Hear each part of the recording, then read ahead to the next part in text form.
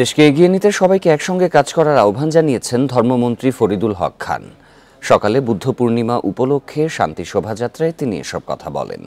এ সময় মন্ত্রী সবাইকে ঐক্যবদ্ধ থাকার অনুরোধ জানান। বলেন, সাম্প্রদায়িক সম্প্রীতির দেশে বিদ্বেষের ঠাঁই নাই।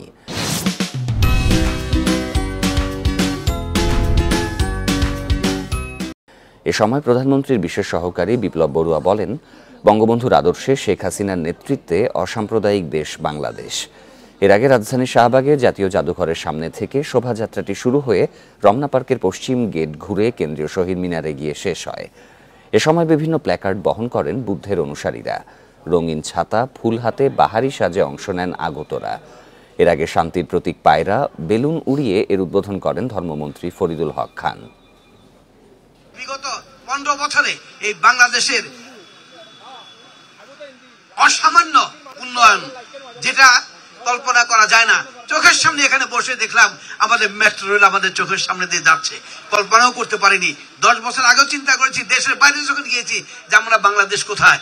সকল ধর্মীয় বিশ্বাসী মানুষের বন্ধন যখন অটুট থাকে, তখন একটি রাষ্ট্র উন্নতির দিকে যায়, সমৃদ্ধির দিকে যায়। যে কাজটি আজকে করে যাচ্ছেন আমাদের বঙ্গকন্যা শেখ হাসিনা।